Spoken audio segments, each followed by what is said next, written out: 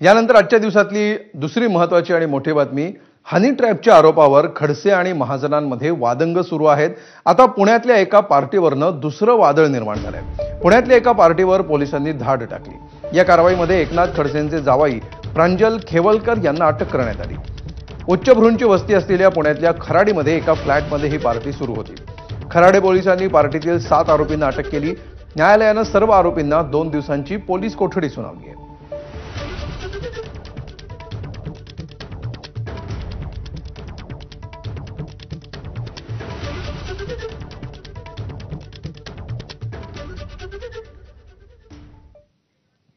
तर याबाबत पुणे पोलिसांनी काय माहिती दिली आहे पाहूया।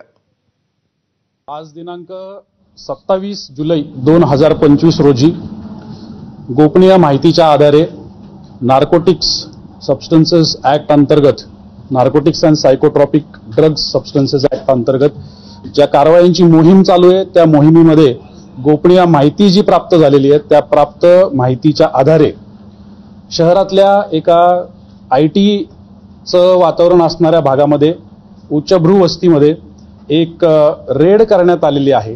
3:30 वाजताच्या दरम्यान केलेल्या या रेडमध्ये काही आरोपी हे आपल्या ताब्यात घेण्यात आलेले आहेत। त्यांच्यावरती एनडीपीएस ऍक्ट अंतर्गत आपण गुन्हा दाखल केलेला आहे। तर जावयाला मुद्दाम अडकवत असाल तर खबरदार, असा खरमरीत इशारा एकनाथ खडसेंनी दिलाय।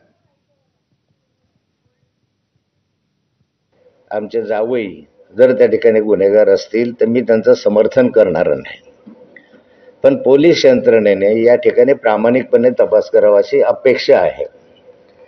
कारण बऱ्याचदा असं होतं की पोलीस काही करू शकतात, ती भावना जनमानसामध्ये आहे। फॉरेन्सिक लॅबचे रिपोर्ट आले पाहिजे, ब्लड रिपोर्ट आले पाहिजे आणि सर्व रिपोर्ट आल्यानंतर याच्यावर अधिक भाष्य करता येईल। जर दोषी असेल तर शासन झालं पाहिजे, पण कुणाला अडकवण्याचा प्रयत्न होत असेल तर ते सहन केलं जाणार नाही, त्याचा निश्चित आम्ही विरोध करू।